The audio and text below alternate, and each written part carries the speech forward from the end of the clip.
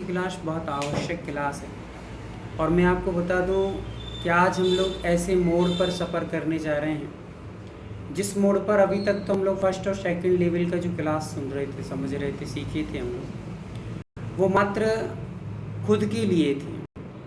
और आज हम लोग जैन रेकी की उस पद्धति पर विशेष रूप से फोकस करेंगे।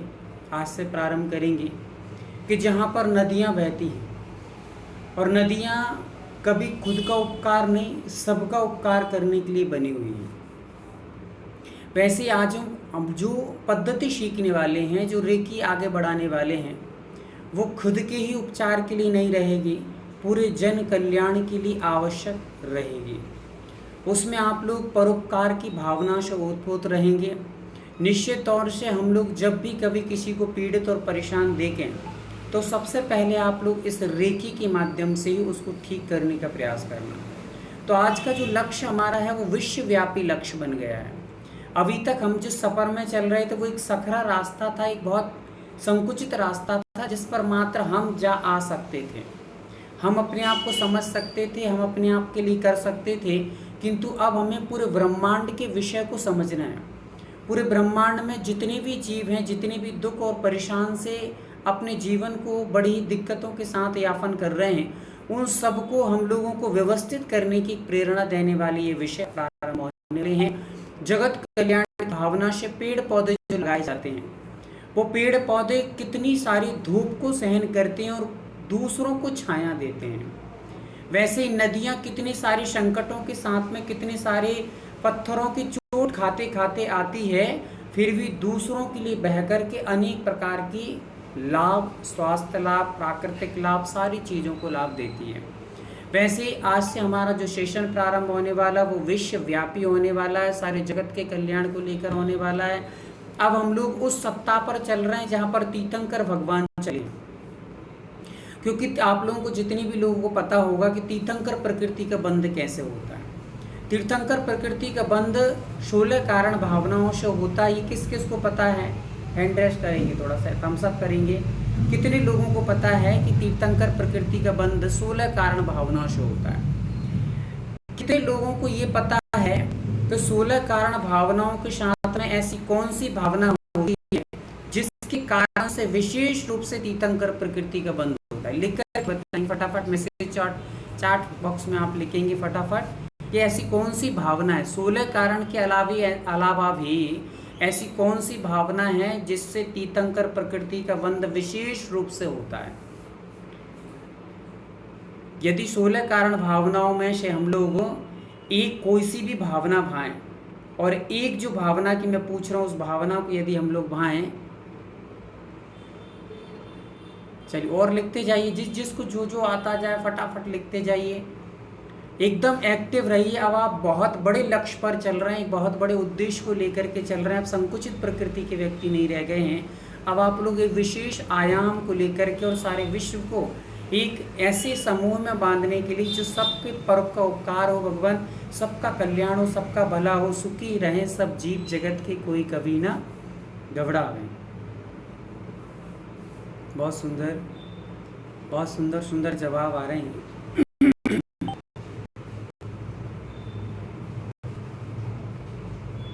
बहुत सुंदर।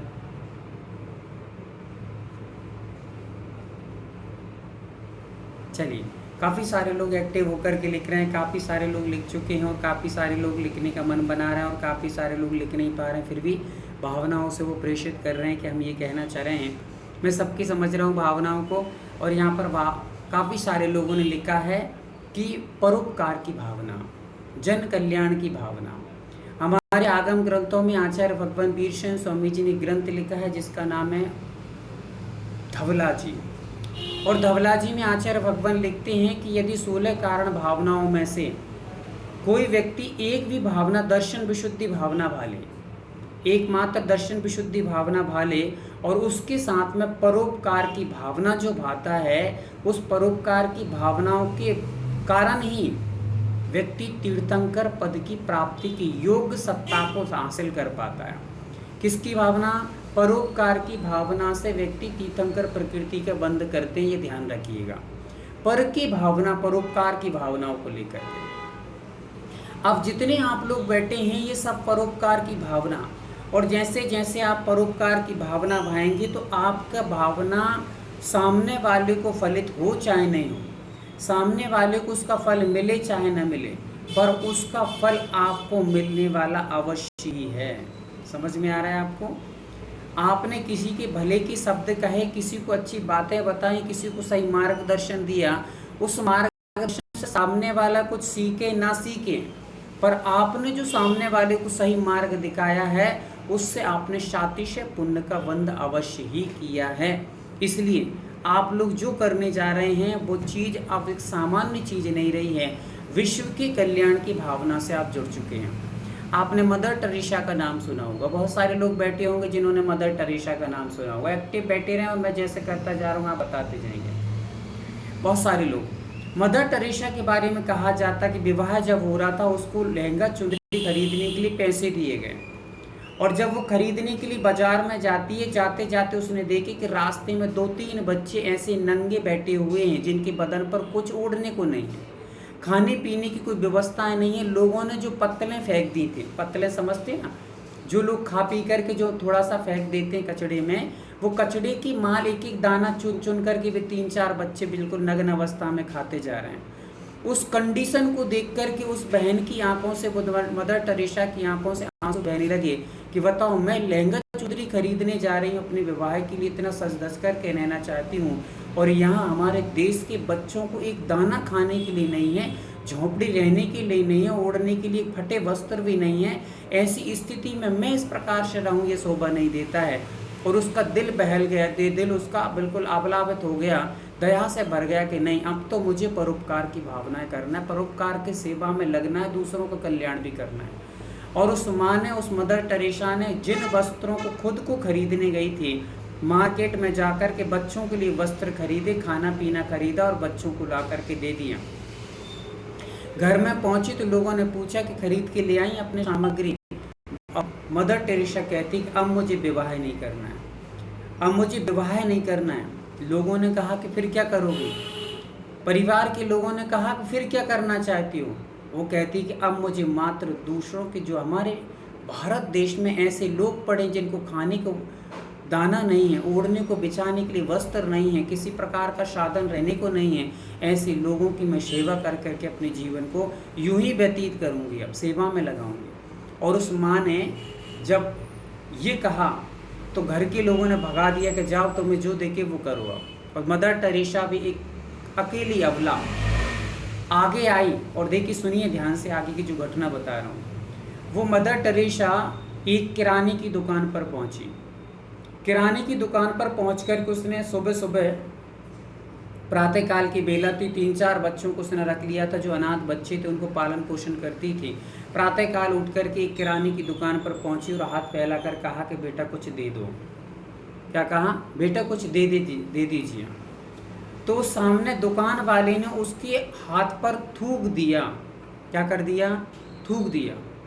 उस मदर टेरेसा ने हाथ फैलाया कुछ लेने के लिए, आप जो भी दे सकते हैं दे दीजिए, मेरे बच्चे भूखे हैं उनके लिए कुछ दे दीजिए। उस व्यक्ति ने थूक दिया हाथ पर। देखिए मदर टेरेसा ने थूकने के बाद भी हाथ को मुट्ठी बांधा और कह रही है कि भाई ये तो मेरे लिए हो जाएगा, पर मेरे ये छोटे छोटे से जो नन्हे मुन्ने बच्चे हैं इनको पेट भरने के लिए कुछ और दे दीजिए। सोचो उसकी दया और परोपकार की भावना को समझिए, कुछ और दे दीजिए। और उस जब दुकान वाले ने सोचा कि बताओ ये दूसरे के बच्चों को पालन पोषण करती है और इतनी मतलब अपने लिए इतना अपकार होने के बाद भी कह रहे कि कुछ और दे दीजिए, तो उस दुकान वाले ने कुछ बिस्किट आदि दिए और उसकी पूरी हिस्ट्री जानकारी ली कि ये कौन है, क्या करती है। जब उसको पता चला दुकान वाले को ये इस प्रकार से मात्र निस्वार्थ भावना से सब बच्चों की सेवा कर रही है और खुद का अपमान झेल कर भी दूसरों के लिए परोपकार की भावना से ओतप्रोत होकर के उनके लिए कार्य कर रही है, तो जुड़ा मदर टेरेसा से और उसने भी आगे आकर के उसका सहयोग किया। धीरे धीरे करके ऐसे काफ़ी सारे लोगों को मदर टेरेसा ने अपने काफ़ी सारी बेइज्जती सहन करके भी उसने लोगों को जोड़ा और एक समूह बना करके उसने मात्र एक पूरे भारत देश में जो मदर टेरेसा के नाम से जानी जाती है, मदर, जो विश्व के लिए मदर थी, अपने बच्चों का पालन पोषण कर लेना तो कोई बड़ी बात नहीं है, ये तो त्रियंच भी कुत्ता बिल्ली सभी कर लेते हैं। पर अपने के साथ साथ जो बच्चों के कोई है नहीं है, जिनका कोई सहारा नहीं है, उनका सहारा बनना ये सबसे बड़ा हमारे लिए मानवता का कार्य है। किसका कार्य है? मानवता का कार्य है। एक बार दो बच्चे सफ़र कर रहे हैं, एक अमीर था एक गरीब था। गरीब बच्चा बहुत दिनों के बाद अमीर व्यक्ति से मिलने आया, क्योंकि गरीब हो गया था, एक अमीर बन गया। दोनों गार्डन में घूम रहे हैं। गार्डन में घूमते घूमते गरीब बच्चे ने कहा कि कुछ आवाज़ आई है। अमीर बच्चे ने देखा कि पीछे मुड़ करके तो उसका 5 का सिक्का गिर गया था। तुरंत भागा, उसने 5 का सिक्का उठा और अपने जेब में रख लिया। अभी तक अमीर लड़का जो था वो गरीब से ये कह रहा था कि देखो हम लोग इतने महलों में रहते हैं, क्या ऐसो आराम है, तुम लोग गरीब कैसी स्थिति जीते हो, गरीब ऐसे बड़ी गरीब ऐसे होती है, इतनी सारी बातें करता जा रहा था।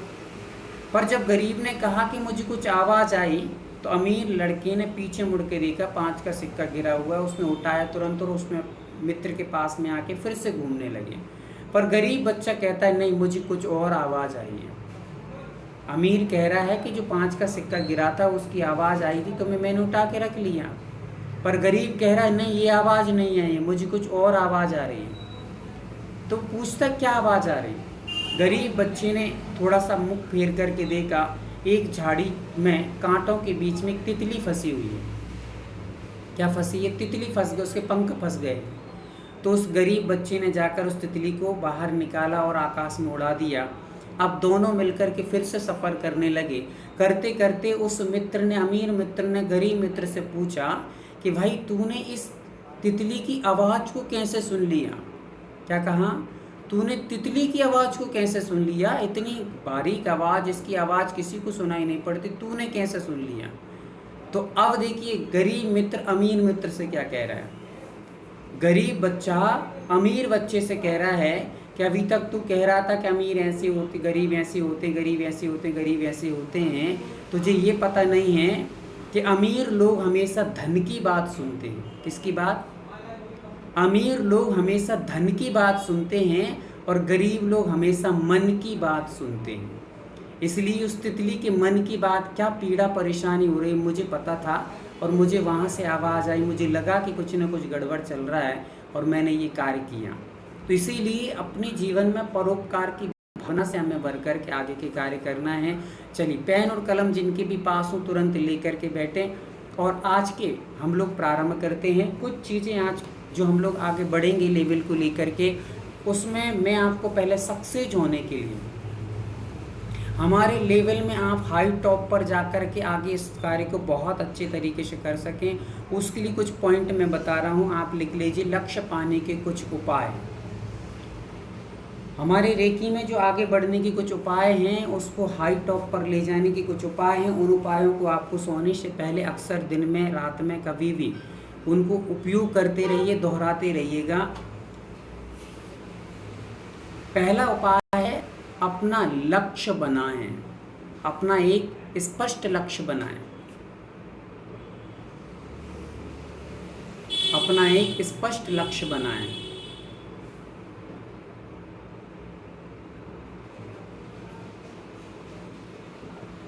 स्पष्ट का अर्थ आप समझ गए होंगे। कई लोग सुबह सोचते हैं कि मैं ऐसा करूंगा, फिर थोड़ी देर में सोचेंगे नहीं ऐसा करूंगा, थोड़ी देर में फिर स्पष्ट करते हैं कि ये करूंगा ये करूंगा। इसका अर्थ है कि उनका लक्ष्य भी स्पष्ट नहीं है। स्पष्ट मतलब कि आप जिस चीज़ को एक बार ठान लें उस चीज़ को करना ही करना है। अगला आपको लक्ष्य बनाने का एक लक्ष्य पूरा ना हो जाए, उस पर पूर्णतः आपको हासिल ना हो जाए, जब तक आप उसमें सक्सेस और पूरे परफेक्टली आप उसमें ना उतर जाएं, तब तक आपको दूसरे विषय में विचार करना ही नहीं। कितने भी विचार आए, कोई कितना भी अच्छा आपको गाइडेंस करने वाला मिले, नहीं, पहले एक कार्य को हम अच्छे से करेंगे। इसलिए कभी भी ये मत कहना कि मुझे सफल होना है। ये कहने से बेहतर है कि 6 महीने में मुझे ये करना ही है। लोग कहते रहते हैं हाँ मुझे ये करना है, मुझे ये करना है, मुझे सफल होना, मुझे सफल नहीं, ये 6 महीने में मुझे प्राप्त करना ही है, या 2 महीने मुझे ये करना ही है, 3 महीने मुझे ये करना ही है, हासिल करना ही है। ऐसा एक स्पष्टली लक्ष्य बनाइए, कितने दिनों में मुझे ये हासिल करना ही करना है। सोचिए आप।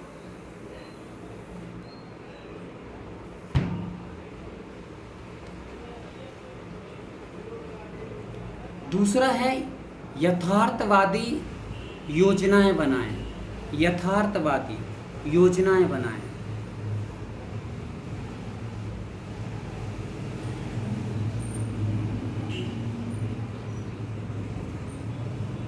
इसका अर्थ है कि बड़े बड़े जो लक्ष्य आपने बनाए हैं उनको छोटे छोटे हिस्सों में बांट करके प्रतिदिन कुछ ना कुछ नया कदम उठाते जाओ। बड़े लक्ष्य जो बनाया है उसको छोटे छोटे हिस्सों में बांटकर हर दिन कुछ ना कुछ उसके क्षेत्र में आगे ही बढ़ना है आपको। भले ही गति हमारी कमजोर हो जाए पर हमें उस लक्ष्य से हटना नहीं है। क्या नहीं करना? हटना नहीं है, छोड़ना नहीं है। मान लीजिए कि आप एक्सरसाइज करते हैं, एग्जाम्पल फॉर आप डेली 1 घंटा एक्सरसाइज करते हैं, आप बीमार भी पड़ गए हैं। क्या पड़ गए हैं? आप बहुत बड़े बीमार पड़ गए हैं। बीमार पड़ने के बाद भी आप कम से कम उस योगा को, प्राणायाम को 5 मिनट जरूर करें। ये आपकी मन की दृढ़ता को बनाकर रखेगा। क्या रखेगा? आपकी मन को दृढ़ रखेगा। भाई वो अपने लक्ष्य से वंचित नहीं होता। अक्सर हम लोग क्या करते हैं, कुछ बहाना मिला हमें और हम वंचित हो जाते हैं। नहीं, आज रहने दो, बहुत कमर दर्द हो रही, आज योगा नहीं करेंगे, आज ये हो रहा है, हम ये नहीं करेंगे। तो ये जो आपका माइनस पॉइंट आ गया आपके दिमाग में, ये आपके लिए बहुत बड़ा खतरनाक स्थिति पैदा कर देगा। आपको एक भी दिन आपने अपने लक्ष्य से वंचित हुए, मन हमेशा कमजोरी ढूंढता है, मजबूती नहीं देखता है। आप कितने मजबूत बनाते जाएं, एक दिन की कमजोरी व्यक्ति को कई दिन के लिए नुकसान पहुंचा देती। इसलिए आप लोगों को अपने टारगेट के लिए निरंतर बढ़ते रहना है। भले स्लो कितनी भी गतिशील हो, पर हम करना जरूर है। आप मेडिटेशन करते हैं, डेली आधे घंटा करते हैं, मान लो कमर दर्द, सिर दर्द, हाथ दर्द, कुछ भी कितनी भी बड़ी प्रॉब्लम हो गई है, फिर भी 5 मिनट 2 मिनट आप उसका अभ्यास ज़रूर करिए। इससे आपका मन और दृढ़ होगा कि भाई वो लक्ष्य छोड़ने वाला नहीं है। और आपने मन को यदि एक बार मान लिया, अभी थोड़ी देर बाद मैं आपको एक और चीज़ें बताऊंगा, उसको हम लोग प्रैक्टिकली करेंगे। फिर आप तीसरी बात है, समय को प्रबंधित करें, मतलब समय निर्धारित करें कि हम इस समय पे ये करेंगे ही करेंगे। अपने समय को कभी भी व्यर्थ न गवा के अपने समय पे मुझे ये कार्य करना ही करना है, कुछ भी हो, चाहे कितना भी संसार पलट जाए, पर मुझे इस समय पे ये कार्य करना है। भले ही 2 मिनट करूँ, 1 मिनट करूँ। जैसे ध्यान करने का आपने समय निर्धारित किया कि मैं 5 बजे उठ करके ध्यान करूँगा, तो 5 मिनट, बल्कि आपको दर्द हो रहा है, 5 मिनट बैठकर आप 2 मिनट कर लीजिए। 2 मिनट भी करेंगे तो आपका मन इससे दृढ़ बनेगा। हम इस मन को दृढ़ बनाने के लिए सारी चीज़ें कर रहे हैं। बेवजह सोशल मीडिया पर मत कर जाइए, टीवी आदि देखकर फालतू की चर्चाएं करके, यहाँ वहाँ की हंसी मजाक करके, या फिर ये यूट्यूब पे देख रहे हैं, या हम इंस्टाग्राम पे चले गए, फेसबुक पे चले गए, फालतू की रील देखकर इनमें अपना टाइम वेस्ट ना करके अपने समय को निर्धारित करें कि इतने समय पे ये, इतने समय पे ये, इतने समय पे ये निर्धारित कर लिया तो आपको अपने लक्ष्य से कोई माई का लाल रोकने वाला नहीं है। अगला है अनुशासन और निरंतरता बना कर रखें। अनुशासन और निरंतरता बना करके रखें।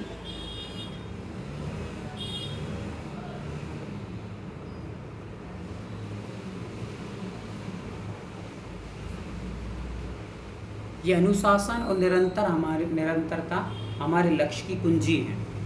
अनुशासन का अर्थ आप लोग जानते होंगे कि अनुशासन क्या होता है। अपनी सारी इच्छाओं पर कंट्रोल करके रखना। कभी आपकी ऐसी इच्छाएं होंगी कि भाई आज इस कार्य को थोड़ा सा लेट कर लेंगे। क्या कर लेंगे? लेट कर लेंगे। नहीं, इस समय पे ही करना है। भले ही 5 मिनट करेंगे, 2 मिनट करेंगे, पर ये समय जो निर्धारित किया उसी समय पे हमें करना है। आपने मान लीजिए जैसे दोपहर का समय फिक्स किया कि हमें अपना वर्क करना है, या मान लो रेकी की कोई साधना करना है, कोई भी करना है, और उस समय अचानक मेहमान आ गए, तो मेहमान आ गए तब भी आप 2 मिनट बैठ के कर लीजिए। भले मेहमान आने के बाद भी 2 मिनट कर लीजिए। 2 मिनट में कोई मेहमान भाग नहीं जाएंगे, कोई परेशान नहीं हो जाएंगे, कोई उठ के नहीं चले जाएंगे। 2 मिनट कर लीजिए, पर अनुशासन रखिएगा। अनुशासन और निरंतरता। निरंतरता का अर्थ है हम अपने लक्ष्य पर निरंतर बढ़ेंगे। क्या करेंगे, निरंतर बढ़ना ही है हमें, अब पीछे नहीं हटना है, निरंतर बढ़ना ही है, पीछे देखना नहीं है क्यों कौन क्या कर रहा है, रुकना नहीं है, झुकना नहीं है, आगे निरंतर हमें बढ़ते जाना है। अगला हमारा 5वां पॉइंट है सकारात्मकता रखना है। सकारात्मकता और आत्मविश्वास हमेशा जगा करके रखना है।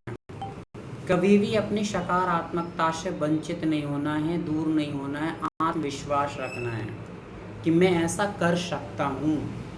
दुनिया के जितने भी लोग हुए हैं वे कोई पेट से सीख करके नहीं आए थे, कोई किसी के दिमाग में कोई इंजेक्शन लगा कर नहीं सिखाए गए थे। उन लोगों ने भी अपने लक्ष्य को अपनी हिम्मत, अपनी मेहनत और अपने पुरुषार्थ, अपने आत्मबल से प्राप्त किया है। वैसे ही मैं भी अपने लक्ष्य को अपनी हिम्मत, अपने आत्मबल और अपनी इच्छा शक्ति के दम पर प्राप्त कर सकता हूँ। इसलिए अपने आप को सकारात्मक हमेशा बना कर रखना है, सकारात्मक रखना है और आत्मविश्वास को जगा करके रखना है, मैं कर सकता हूँ। आपको पता है कि अब्राहम लिंकन 17 बार चुनाव हार कर भी 18 बार तक भी जीतते हैं, फिर भी अपने साहस को गिरने नहीं देते हैं। ऐसे एक नहीं अनेक उदाहरण हैं जो अनेक प्रयास करने के बाद हार जाते हैं। आपने सुना होगा बल्ब किसने बनाया था, और बल्ब बनाने वाले ने कई हजारों बार प्रैक्टिस करने के बाद भी नहीं बना पाया, फिर भी वो कह रहा है कि हर एक कदम मेरा आगे बढ़ रहा है, पीछे नहीं हो रहा, मुझे कुछ ना कुछ नया सीखने मिल रहा है। क्या हो रहा है, मैं भले ही बल्ब का आविष्कार नहीं कर पा रहा हूँ, उस तक नहीं पहुँच पा रहा हूँ, पर हमेशा मुझे कुछ नया सीखने मिल रहा है, कुछ ना कुछ नया मिल रहा है। इसलिए हमें आगे बढ़ते जाना, अपने आत्मविश्वास को और अपनी सकारात्मकता को हमेशा ध्यान में रखना है। अगली जो विशेष चीज़ है संगति, लिख लीजिए, 6वें नंबर की संगति। संगति यदि आपकी बिगड़ जाएगी तो मति बिगड़ने में ज़्यादा देर नहीं लगने वाली। इसलिए ऐसे लोगों के साथ मत रहिए जो नकारात्मक सोच रखते हैं, जो हमेशा आपको किसी की निंदा बुराई करते रहते हैं, बुरी चीज़ों में लगा करके रखते हैं, अरे ये फालतू की क्रियाएं हैं, इनमें कोई दम नहीं है, ये सब तो लोगों के पैसे कमाने के धंधे हैं, इत्यादि जो भी कचरा आपके अंदर भरा जा रहा है, इन सारे लोगों से बहुत दूर रहिए, अन्यथा आप कभी आगे नहीं बढ़ पाएंगे। क्योंकि अक्सर किसी कवि ने बहुत सुंदर लिखा है, आप चाहेंगे तो उसको लिख सकते हैं, और मैं आपको सुना रहा हूँ, पहले सुन लीजिए। कवि लिख रहा है कि मैं अपने शत्रुओं से खुद बच लूँगा। क्या लिख रहा है, कवि ने कहा कि मैं अपने शत्रुओं से खुद बच लूँगा, मुझे कोई मेरे मित्रों से बचा ले। क्या लिखा है, शत्रुओं से मैं मेरे शत्रुओं से खुद बच लूँगा, मुझे कोई मेरे मित्रों से बचा ले। क्योंकि हम जिन लोगों को अपना मित्र समझ के बैठे अक्सर हमारे टाइम को पास करके चले जाते हैं, और जिसको हम टाइम पास कहते हैं वो सबसे बड़ा टाइम फेल करना है। इसलिए संगति को कभी भी आप फ़ोन करते हैं किसी से, कई लोगों की आदतें होती हैं आधे घंटा 1 घंटा यहाँ वहाँ बात करेंगे अपने दोस्त में से मिलने वाले, जो भी किसी से भी, आप उनमें चर्चाओं में क्या चर्चाएं चलती हैं, यदि आप काउंट करेंगे पूरे दिन भर की चर्चाओं में, तो आपने कितने लोगों का गुणानुवाद किया, कितने लोगों की प्रशंसा, कितने लोगों की अच्छाइयाँ गिनी, कितने लोगों की आपने प्रशंसा के शब्द कहे, और कितने लोगों की बुराई की है। काउंटिंग करेंगे तो आपकी जिब्बा से मात्र निंदा, बुराई, चुगली के अलावा कुछ नहीं निकलता। बहुत कम है कि प्रशंसा के कभी शब्द निकलते। आप लोग लगभग जितने भी लोग जुड़े हैं, उन लोगों में से यदि मैं किसी से कह दूं कि आप किसी व्यक्ति के 5 गुण बताइए, या 10 उसके बारे में अच्छे शब्द लिख करके बताइए, 10 लाइनें उसके बारे में अच्छी लिख दीजिए, तो उन अच्छे शब्दों को खोजने के लिए, अच्छी लाइन 10 लिखने के लिए आपको 10 दिन लगेंगे। बड़ा मुश्किल हो जाएगा अभी कहने में आपको। और अभी ये कह दिया जाए किसी की बुराई कीजिए तो क्षण नहीं लगेगा, चुटकियों में ऐसे रिकॉर्डिंग, जैसे रिकॉर्डिंग पहले से भर के रखी कंप्यूटर में, हमने सेव करके रखी हो, धड़ल्ले के साथ वो ऐसा वो वैसा ऐसा करता है, सारी चीज़ें, और घंटे 2-2 घंटे ऐसे निकल जाते निंदा बुराई में कि पता नहीं चलता कब सुबह से शाम हो गई, कब शाम से रात हो गई।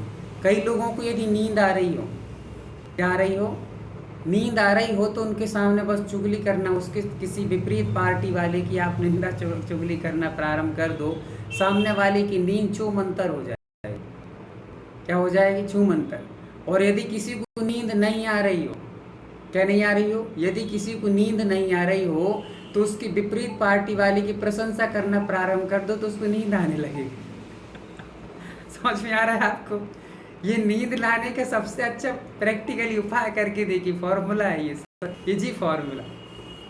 आप किसी को नींद नहीं आ रही हो तो उसकी विपरीत पार्टी वाले को आप उसकी प्रशंसा करना प्रारंभ कर दो तो वो कहेगा यार तू चला जा, मुझे नींद आने लगी है। पहले नींद नहीं आती थी, टैबलेट खा खा के सो रहे हैं, पर आप निंदा बुराई कर रहे हैं विपरीत वाले की तो उसको नींद आने लगी। तो ये ध्यान रखिएगा। अगला हमें संगति के बारे में बहुत सारी बातें हैं, पर आप लोग इतना ही समझिए कि संगति हमारे जीवन की एक मूलभूत नींव है। संगति से संस्कार बनते हैं, संस्कारों से संस्कृति बनती है और संस्कृति से हमारा धर्म चलता है। यदि संगति बिगड़ी, संस्कार बिगड़ेंगे, संस्कार बिगड़ेंगे तो संस्कृति बिगड़ेगी, और संस्कृति बिगड़ेगी तो पूरा का पूरा धर्म अधर्म के रूप में परिवर्तित हो जाएगा। इसलिए संगति हमारे बचपन से ही माता पिता से संगति प्रारंभ होती है, और अंतिम जीवन के लक्ष्य के अंत में जब समाधि मरण होता है तब भी हमें किसी व्यक्ति की आवश्यकता पड़ती है, और उस समय यदि कोई अच्छा व्यक्ति मिल गया तो हमारी मति और गति दोनों ठीक हो जाती हैं, और यदि अच्छा व्यक्ति ना मिला, यहाँ वहाँ का कोई मिल गया तो वो बुरी बातें करके बातें करके हमारी मति को खराब करेगा, और मति खराब हुई तो गति खराब होने में टाइम लगने वाला नहीं है। इसलिए मूलभूत आधार है जीवन का संगति। संगति को कभी भी आप इग्नोर मत करिए, संगति पर विशेष फोकस करिए और गलत संगति से बचने का प्रयास कीजिएगा। अगला है अपने स्वास्थ्य का ध्यान रखना है। स्वास्थ्य का ध्यान का अर्थ होता है कि आप कब क्या खाएंगे, कितना खाएंगे और कितना आवश्यक है, उस पर फोकस करिएगा। आप रेकी की एक बहुत बड़े स्टूडेंट हैं और आप आगे चल कर के टीचर बनने वाले हैं, आप एक डॉक्टर बनने वाले हैं। आप आध्यात्मिक, फिजिकली, इंटरली, मेंटली सब प्रकार की प्रॉब्लमों को रिमूव करने के लिए बहुत बड़ी डॉक्टर की पोस्ट पर जाने वाले हैं। उसके लिए आप भी तैयार होना चाहिए। यदि कोई व्यक्ति डॉक्टर के पास आए और डॉक्टर पहले से ही करा रहा हो दर्द के कारण से, तो मरीज कहेगा भाई साहब तुम मरीज हो कि डॉक्टर हो, क्या हो ये बताओ पहले। इसलिए आपके चेहरे से, आपकी स्माइल से, आपकी पूरी की पूरी बॉडी से लग रहा हो कि आप वास्तव में डॉक्टर हो, सामने वाले को ठीक कर सकते हैं। इसलिए भिखारी से कोई भीख नहीं मांगता है, वैसे ही मरीजों से कोई डॉक्टर उपचार कराने नहीं जाता है। इसलिए आपको कब क्या कितना खाना है ये विशेष रूप से फोकस करना, ध्यान रखना है ना। ये सारी चीज़ों को अपन लोग आगे कि कब कैसा खाना चाहिए पे विचार करेंगे सारी चीज़ों पे। पर अभी आप बहुत गरिष्ठ नहीं खाएंगे, जितने समय हमारी क्लासें चलेंगी ये आपको विशेष ध्यान रखना है। बहुत अधिक गरिष्ठ नहीं खाएंगे, बहुत अधिक तला हुआ और मसालेदार भोजन नहीं करेंगे, ये ध्यान रखिएगा,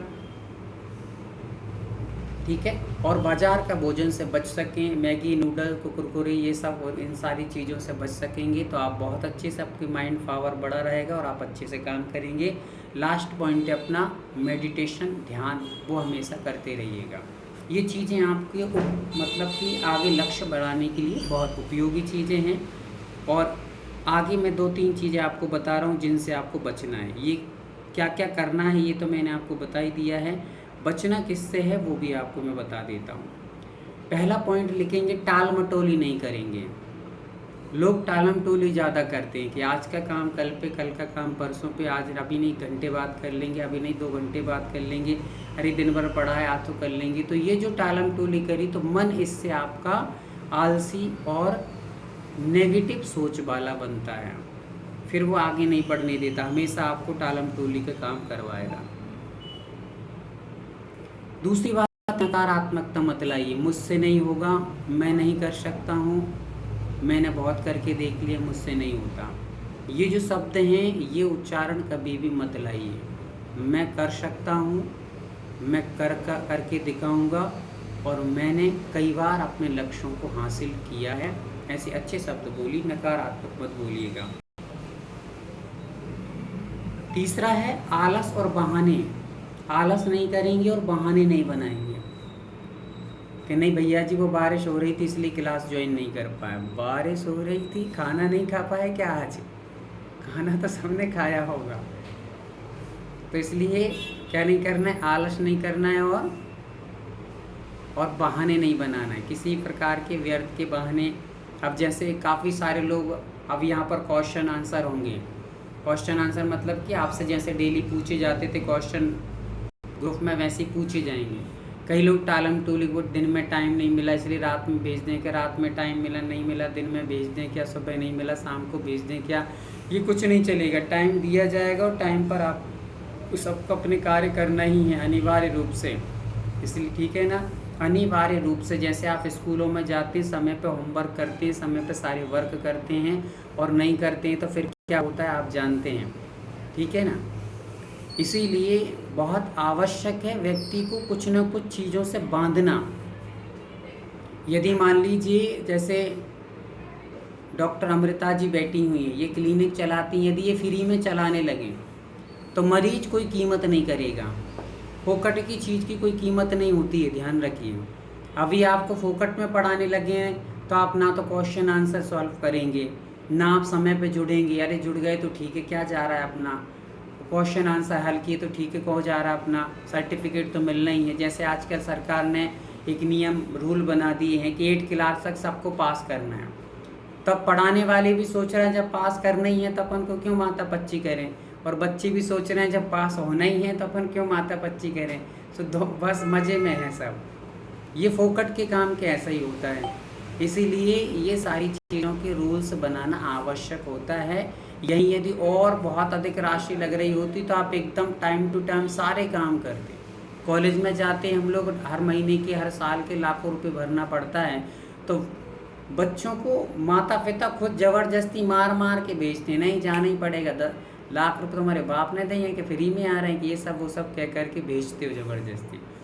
तो वैसे ही इसलिए आप लोग इन चीज़ों की कीमत समझें और समझें। चलिए, और अगला पॉइंट की नकार जो अपन लोग सोच रहे हैं क्या नहीं करना है, तो हमें तुलना नहीं करना है किसी की। क्या नहीं करना है? तुलना नहीं करना है।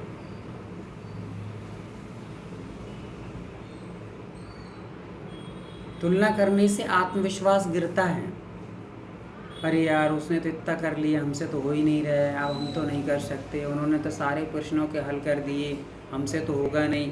अभी जैसे कई लोगों से पेपर लिया था, अभी फर्स्ट और सेकंड एग्ज़ाम हुए थे इसके रेकी के, तो काफ़ी सारे लोगों ने इसलिए नहीं दिए हैं कि अरे वो तो अपन ने पढ़ा ही नहीं है, अपन को तो सर्टिफिकेट मिलना ही नहीं है, फोकट में क्यों करो, कुछ नंबर नहीं मिलेंगे तो हंसी मजाक होगी।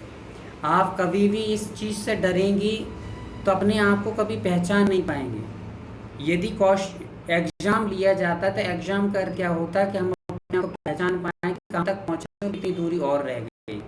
यदि आप यही नहीं समझ पाएंगे तो आप कभी भी आगे नहीं बढ़ पाएंगे और अपने आप की कीमत नहीं समझ पाएंगे। इसीलिए डरिएगा मत, आगे बढ़िए। डरना नहीं है, आगे बढ़ना है, ठीक है। ये ध्यान रखिए, किसी से तुलना नहीं करना है, हमें अपने काम पर, अपने लक्ष्य पर ध्यान देना है, और निरंतर रूप से पेपर आदि जब भी हो, जितने टाइम पे हो, जैसे आपको लिख के भेजा जाए, आज क्लास में थे, यदि आपने मैसेज देखा तुरंत रिप्लाई दीजिए। ऐसे नहीं कि हाँ शाम को देख लेंगे, सुबह देख लेंगे, आदि आदि कर लेंगे, ये सब फिजूल के काम नहीं करना। अगला है कि नशेबाजी और व्यसन नहीं करेंगे, नशा नहीं करेंगे और व्यसन नहीं करेंगे। व्यसन 7 प्रकार के आप जानते हैं, जुआ, शराब, मांस, मदिरा आदि ये सब चीज़ों का सेवन भी नहीं करें, और नशा मत करिएगा किसी प्रकार का। नशा में चाय भी आती है, समझते हैं आप लोग? चाय तो नाम सबने सुना होगा, नहीं जानते चाय? जिसके बिना कोई नहीं चाहे वो सबसे बड़ी चाय। कुछ मिले या न मिले चाय तो ठीक है।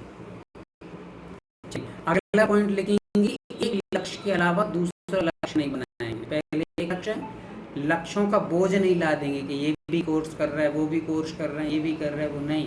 एक कोर्स पहले अच्छे से व्यवस्थित करेंगे, फिर उसके बाद अगला करेंगे।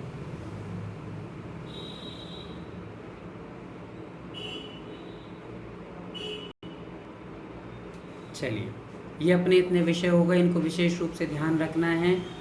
और एक सूत्र और दे रहा हूँ, सूत्र को लिख लेंगे। स्पष्ट लक्ष्य लिखेंगे, स्पष्ट लक्ष्य प्लस सही योजना। स्पष्ट लक्ष्य क्लियर लक्ष्य लिख, अपन लिख एक क्लियर एम, मतलब उसको स्पष्ट लक्ष्य प्लस सही योजना प्लस निरंतर प्रयास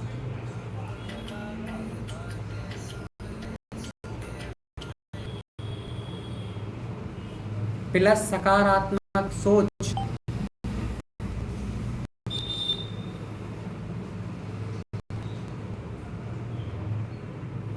इजुगल टू सफलता। समझ में आ गया सूत्र? इस सफलता का एक सूत्र है कि आप स्पष्ट लक्ष्य बनाएं और फिर उसके प्रति सही योजना बनाएं। योजना के बाद निरंतर प्रयास करें, निरंतर प्रयास सकारात्मक मैं कर सकता हूँ। तो ये 4 चीज़ें आपके जीवन में हैं तो सफलता आपके चरणों को चूमेगी, फिर कहीं जाने वाली नहीं है। पहला काम क्या करना है? स्पष्ट लक्ष्य तय कर लिया हमने, ये लक्ष्य है हमारा। फिर उसके लक्ष्य को पाने के लिए सही योजना बनाइए कि इस प्रकार से मुझे अपने लक्ष्य को प्राप्त करने की योजना तय कर ली। जैसे सुबह से शाम, सुबह से मुझे कितने बजे उठना है, कितने बजे क्या करना है, ये योजना हो गई। योजना के बाद निरंतर प्रयास करना है, क्या करना है? निरंतर प्रयास करना है, और निरंतर प्रयास में सकारात्मक सोच रखना है। ये 4 चीज़ें आपकी सफलता का राज हैं। ये जीवन में हमेशा किसी भी चीज़ में सफल होना है तो आपको ये सूत्र याद रखना है। चलिए, तो इस प्रकार से हमने आज की चीज़ों को समझा। अब मैं आपसे कुछ क्वेश्चन कर रहा हूँ। उन क्वेश्चन में आपको क्वेश्चन मतलब कि मैं आपसे कुछ चीज़ें कहूँगा। आप लोगों में से ऐसे कितने लोग हैं जो बहुत दिनों से किसी चीज़ को लेकर के बहुत विकल्प में हैं, बहुत उलझे हुए हैं कि हमारी ये चीज़ हो जाए, ये चीज़ हो जाए। एक बार थम्स अप करेंगे, थम्स अप नहीं करना, हैंड रेस करिए। आप हैंड रेस करिए जो भी बहुत समय से उलझे हुए किसी चीज़ को, बीमारी को लेकर के या केस कचहरी को लेकर के, या मान लीजिए अपने आप को समझ नहीं पा रहे हैं कि मैं ये करूँ कि वो करूँ, कोई भी चीज़ को लेकर यदि आप उलझे हुए हैं तो एक हैंड रेस हुआ है, वंदना जैन हैंड रेस कर लीजिए। मुझे हैंड रेस दिखेंगे, आप हैंड ना उठा करके, दोनों वंदना जैन ने हैंड उठा लिए हैं। चलिए, 2 लोग ऐसे हैं, सुनीता दीदी हैं और अर्चना दीदी ने भी उठा लिया है, प्रभा दीदी ने भी उठा लिया, जो बहुत दिनों से किसी न किसी विषय को लेके जूझ रहे हैं कि हाँ ऐसा वैसा ये करना है पर हो नहीं पा रहा है, हो नहीं पा रहा है। बहुत सुंदर, भी उठा लिया है। हैंड रेस ऑप्शन आता है, दिख रहा होगा, उससे आप हैंड रेस ऊपर करके रखिएगा। हमारी दीदी ने भी उठा लिया, साधना दीदी ने भी। तो चलिए, काफ़ी सारे लोगों के मन में बहुत समय से किसी न किसी विकल्प को लेकर चल रहा है कि ये काम हो, ये काम हो। किसी को बीमारी को लेकर के बहुत समय से बीमारी ठीक नहीं हो रही, बीमारी ठीक नहीं हो रही है। बहुत सारे लोगों को कोई और नई चीज़ें करने का चल रहा है पर वो सफल नहीं हो रहा है। तो निश्चित तौर से ये सफल जो नहीं हो रहा है, अब आप लोगों को थोड़े से अपने विचारों को परिवर्तन करना है और अपने जीवन में नई शुरुआत करना है। आज से हम लोग जो विषय को लेकर चल रहे हैं, 3rd स्टेज अपना, 3rd लेवल के विषय को हम लोग प्रारंभ करने की सारी भूमिकाएं चल रही है, समझ के चलिएगा। अब मैं, सुनीता दीदी आप अपना अनम्यूट कर लीजिए, रेणु दीदी आप सुनीता दीदी को अनम्यूट करिएगा। और सभी लोगों को ध्यान देना है क्या चल रहा है आज, उस पर विशेष फोकस करना है और सभी को वो सारी चीज़ें दोहराना है जो दीदी के साथ दोहराई जाएंगी।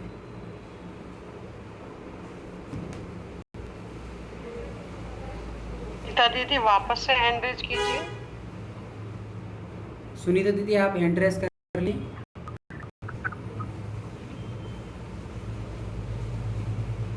हाँ,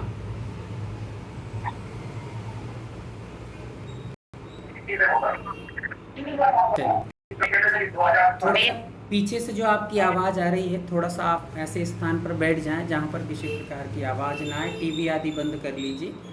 यदि कोई आवाज़ आएगी तो फिर आपका नंबर कट जाएगा, दूसरे किसी को ऑप्शन दिया जाएगा। जय जैन भैया जी। हाँ ठीक है, बोलना नहीं, कुछ भी नहीं बोलना है, बस हम बोलेंगे, आपको तो बस सुनना है। चलिए, सभी लोग हाथ जोड़ लेंगे, हाथों को जोड़ेंगे। और पूरी कमर सीधी कर लीजिए। चेहरे को गुमशुदा की तरह मत बनाइए। फ़ोटो खिंच जाएगी, आपकी वीडियो बन रही है तो लोगों को लगेगा ये सारे गुमशुदा बैठे हुए हैं यहाँ पर। ऐसा ना लगे फ़ोटो है गुमशुदाओं की खोज में चल रही है पूरी वीडियो की, भाई इनकी खोजबीन चलना है। हाँ सुनीता दीदी, मैं आपसे बोलूँगा और आपको वे सारे शब्द सबको दोहराना है और अपने अपने नाम दोहराना है। जैसे मैं अपना नाम लूँगा तो आपको अपने अपने नाम दोहराना है। सभी को पूरी एक्टिवनेस होकर के पूरी तरीके से स्वस्थ और मन से वो सारी चीज़ें बोलना है। चलिए बोलेंगे। मैं पारस जैन, अपना अपना नाम बोल लीजिए। बोलिए मैं अपना पारस जैन। आज से मैं संकल्प करता हूँ किसी भी प्रकार की मन की बात को नहीं मानूंगा। दीदी आप अनम्यूट करके और अपनी बात को दोहरा लीजिए। मैं आज से मन की बात नहीं मानूंगा। सुनीता दीदी आप अनम्यूट कर लीजिए और बस दोहराइए सा।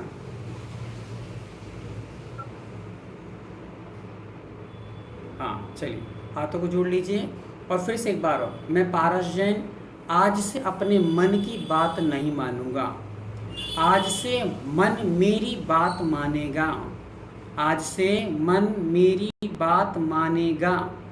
संकल्प कर लीजिए और आंखें बंद रखिए, अपने आप से कहिएगा आज से मैं मन का गुलाम नहीं, मन आज से मेरा गुलाम रहेगा। आज से मैंने बहुत सुनी है मन की और बहुत की है मन की, पर अब मन का राज्य नहीं चलेगा, अब मेरा राज्य चलेगा। और हे मन, अब तेरी कोई बात नहीं सुनी जाएगी। अब जैसा जैसा मैं करूँगा वैसा तुझे करना होगा। आज तक तूने मुझे बहुत नचाया, आज तक तूने मुझे बहुत नचाया है, अब तू मेरे इशारों पर नाचेगा। अब तू मेरे इशारों पर नाचेगा। आज तक तूने कहा वैसे वस्त्र ला कर दिए गए। आज तक तूने जो खाने को कहा वो मैंने कहा किया, किंतु तू हमेशा मुझे परेशान करता रहा। तेरी इच्छाएं बढ़ती गईं और जब मैंने अच्छे काम करने को कहा तो तूने कभी भी मेरी बात को सुना नहीं, इग्नोर किया है।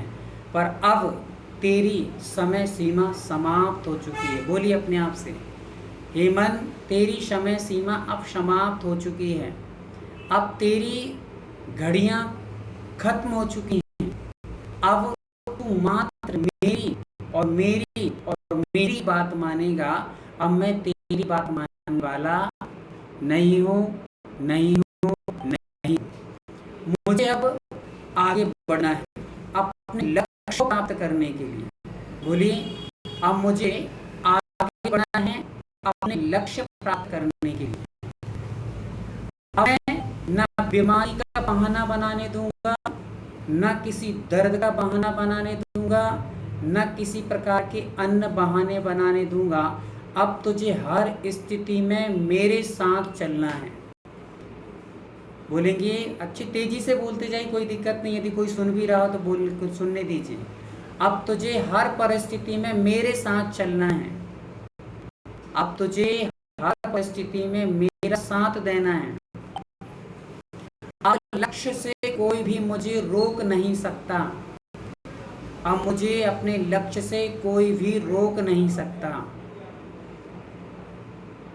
मन के हारे हार है और मन के जीते जीत है। आज से मैंने मन पर जीत हासिल कर ली है और जिसने मन को जीत लिया उसने पूरे विश्व को जीत लिया। जिसने मन को जीत लिया उसने पूरे विश्व को जीत लिया है। अब मैं अपने लक्ष्य के लिए पूर्णतः तैयार हूँ। अब मैं अपने लक्ष्य के लिए पूर्णतः तैयार हूँ। न मैं बीमार हूँ, बोलिए, न मैं बीमार हूँ, न मुझे शरीर में किसी प्रकार की कोई वेदना है। मैं बीमार नहीं हूँ, नहीं हूँ, नहीं हूँ। मैं एकदम स्वस्थ हूँ, स्वस्थ हूँ, स्वस्थ हूँ। मैं किसी भी प्रकार का आलस नहीं करता हूँ, नहीं करता हूँ, नहीं करता हूँ। अब मैं अपने कामों को पूरी एकाग्रता से करूँगा, करूँगा, करूँगा।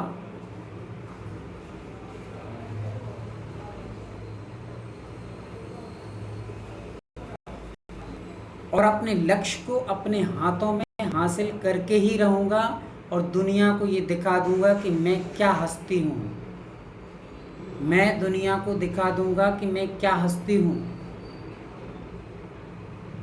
मैं सबसे हटकर हूँ। मैं सबसे हटकर हूँ, इसलिए सबसे हटकर काम करके दिखाऊंगा। मैं ऐसा कुछ करके दिखाऊंगा जिससे माँ, पिता, समाज और परिवार को गौरव हासिल हो। मैं कुछ ऐसा करके दिखाऊंगा जिससे पूरा परिवार, पूरा समाज मुझ पर गौरव हासिल करे, गौरव देके मुझे गरिमापूर्ण कार्य करना है। मुझे कुछ यूनिक करना है और मैं अपने एक एक लक्ष्य को क्रम से पूरा करके दिखाऊंगा। मैं अपने लक्ष्य को क्रम से पूरा करके दिखाऊंगा। ना थकना है, ना रुकना है। ना थकना है, ना रुकना है। अब बस आगे बढ़ना है और मंजिल हासिल करना है। फिर से दोहराएंगे, अब ना रुकना है, ना झुकना है। अब आगे बढ़ना है और मंजिल हासिल करना है। अब मुझे कोई नहीं रोक सकता। अब मुझे कोई नहीं रोक सकता। बहुत हो गया इस मन की बातें मानते हुए। जोर से बोलिए, बहुत हो गया। Bus stop stop stop. अब तेरी बात नहीं मानी जाएगी। बहुत कर ली तूने अपनी राजगिरी। अब तेरी कोई दादागिरी चलने वाली नहीं है। अब मात्र मैं चलाऊंगा दादागिरी और तू मेरे इशारों पर नाचेगा। अब मात्र मेरी दादागिरी चलेगी और तू मेरे इशारों पर नाचेगा। आज से, अभी से, इसी वक्त से, आज से, अभी से, इसी वक्त से मेरा समय प्रारंभ हुआ और तेरा समय खत्म हुआ।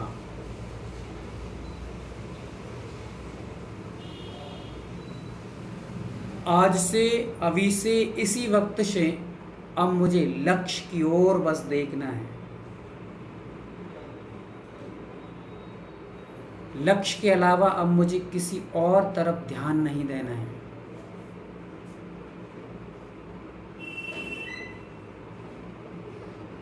आई एम बॉस। बोली, I am boss. I am boss. I am boss.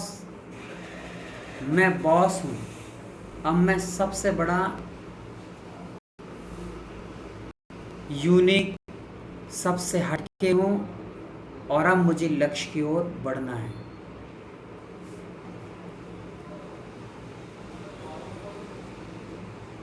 संकल्प कर लीजिए। मैं संकल्प, जो भी आपके लक्ष्य हैं, जो भी आपकी प्रॉब्लम है, उनके बारे में कहिए कि अब ये प्रॉब्लम किसी भी हालत में मेरे पास रुकने वाली नहीं है। अब इसको नाश होना ही पड़ेगा। तेजी से बोल के अपनी प्रॉब्लम से कहिए, अब तेरा खात्मा होने वाला है। अब तू तैयार हो जा। अब तू तैयार हो जा। अब तेरा खात्मा होने वाला है।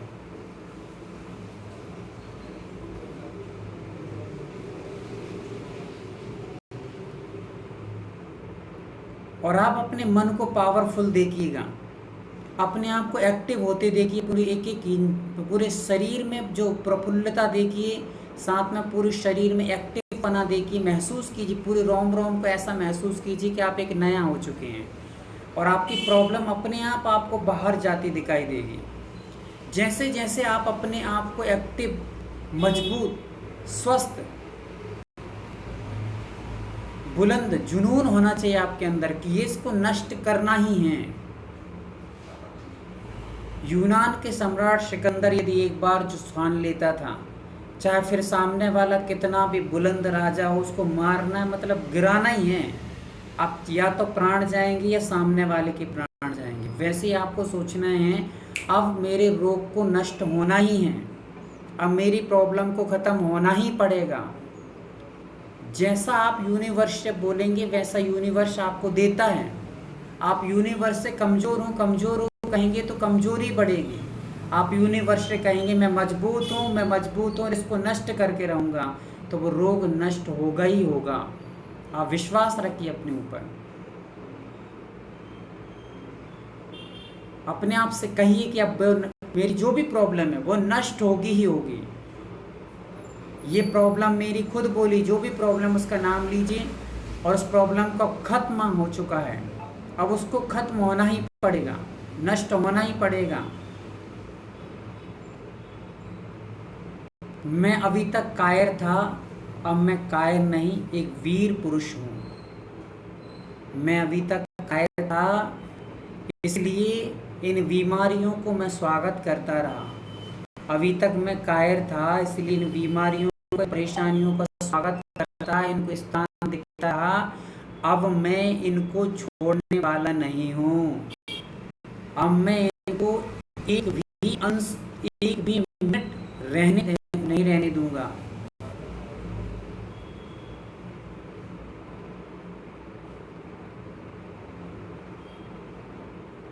महसूस कीजिए सारी बीमारियों को दूर होते हुए प्रॉब्लम्स आपकी बहुत जल्दी दूर होने वाली हैं। वे कैसे स्थान पर आ चुके हैं कि हम धीरे धीरे करके सारी जो अन्य प्रॉब्लम भी होंगी, छोटी मोटी बड़ी, सब खत्म होने वाली हैं। हाथों को नीचे करेंगे और अपने हाथों को एक बार रब कर लीजिए। पहले रब करके एक बार पूरे शरीर पर लगा लीजिए व्यवस्थित, और अपने आप को एक अब एक्टिव समझिए, बुलंद समझिए, वीरों की संतान, कायर नहीं। अब आप सामान्य नहीं, एक बहुत यूनिक होने वाले हैं और एक बहुत बड़े पुरुषार्थ को कर रहे हैं, जो कि हमारा लक्ष्य बहुत बड़ा है, और उस लक्ष्य के लिए हम तैयार हो चुके हैं पूर्णतः।